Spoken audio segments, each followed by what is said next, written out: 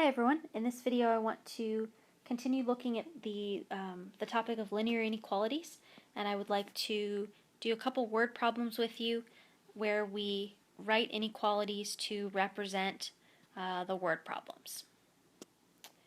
Okay, so here's an example. You are dispatched to buy cups and plates for a homecoming tailgate event. The plates you choose are 40 cents each, cups are 25 cents each. You were told that any more than $30 is coming out of your own pocket, unacceptable obviously, and that you have to get at least 40 plates. Draw a graph that represents acceptable numbers of plates and cups. So we've already talked about how to draw the graph, so what I'd like to do is just get to the point where we have the inequalities, and then you could go from there and practice drawing the graph to match. Alright, so look through, and we have key phrases that indicate inequalities in a word problem. You'll see things like at most, right, at least, maybe no more than, right, or more than, okay, or less than, and things of that nature. Okay, so there's some key phrases to look for. The other thing we want to do is try to find any variables in the situation. So here we want to draw a graph to represent acceptable numbers of plates and cups. So those are the two things that we want to graph, and I will just go in order here of how the things are mentioned in the problem. So I'm going to have x be the number of plates and y be the number of cups. Okay. So in this case, inequalities describe restrictions on those variables. Okay, are they more than or less than certain amounts? Is there a maximum or minimum? Right, things like that. All right, so you are dispatched to buy plates and cups. Plates are 40 cents, cups are 25 cents, and we have a limit on the money. So any more than 30 is coming out of your own pocket. So basically, we want to keep the amount of money under $30. So spend, less than or equal to $30. All right, since it's any more than 30 is coming out of your own pocket, so that means that whoever's paying will pay up to $30. Okay, so we want the money to stay less than or equal to $30. You're also told that you have to get at least 40 plates. At least is one of those key phrases. Okay. And at least means more than or equal to 40. So at least 40 plates would be 40, 41, 42, 50, 60, etc. Okay, so plates must be at least greater than or equal to 40. Alright, so that's a start, and now what I need to do is translate these to inequalities that use my two variables, x and y. Okay, so x stood for plates and y stood for cups. Alright, so the second one I think is a little bit easier. Plates is greater than or equal to $40. Okay, so plates is x, so x has to be greater than or equal to 40. Alright.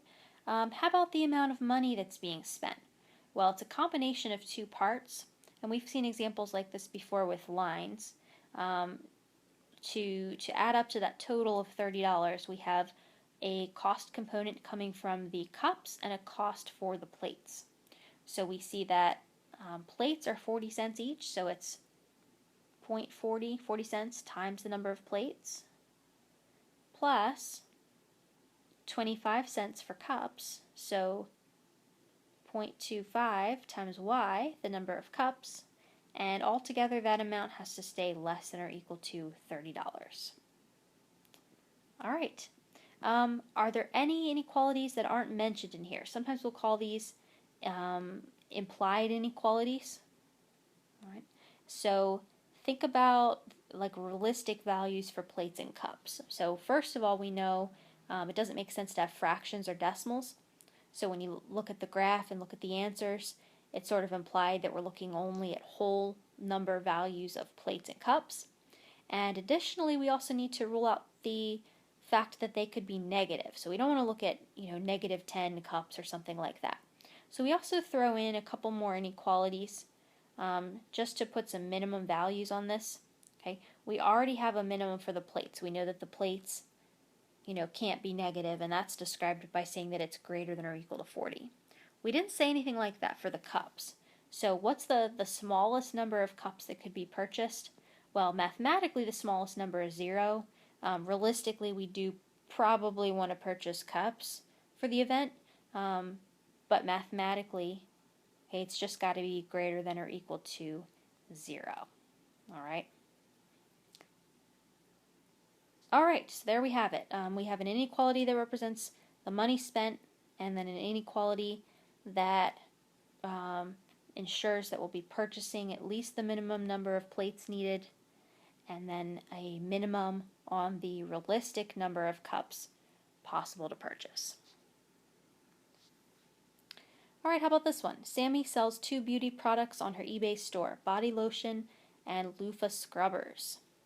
All right, so right away, if I skip to the end of the problem, draw a graph that represents the number of each item she can sell each week for it to be worth the effort. Okay, so we're looking for the number of bottles of body lotion and the number of loofah scrubbers. So I'm going to let X be the body lotion bottles and Y be the loofahs. In order to make it worth her effort, she figures that she needs to sell at least 25 bottles of lotion. So that's an inequality because I see that key phrase, at least. And at least 40 scrubbers each week. And a total of at least 80 items. Her supplier can get her at most 60 bottles of lotion and 100 scrubbers. All right, lots of phrases indicating inequalities. So we'll start at the beginning, at least 25 bottles of lotion. So lotion is X, and we're saying that X has to be at least 25, meaning 25, 26, 27, or in other words, X is greater than or equal to 25. At least 40 scrubbers each week. Okay, so same thing, but with Y, the number of scrubbers has to be greater than or equal to 40. And a total of at least 80 items. So what's the total?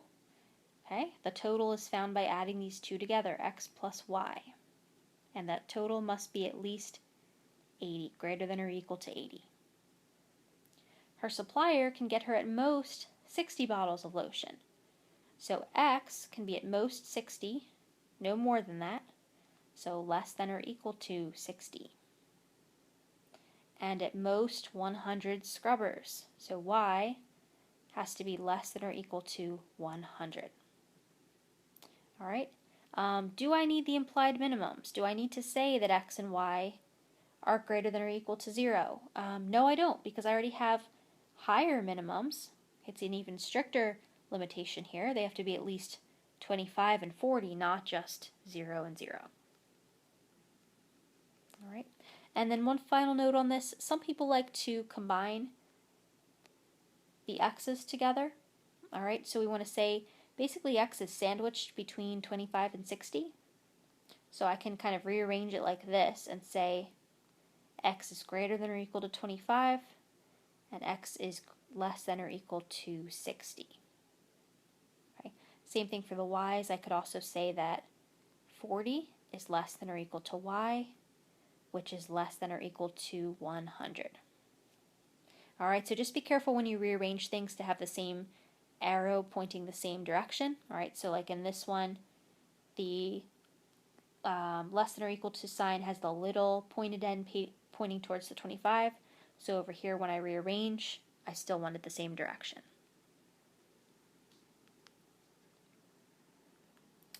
Okay, just 2 examples there for writing some inequalities to represent word problems. More examples in the textbook Math in Our World if you need some additional practice. All right, thanks for watching.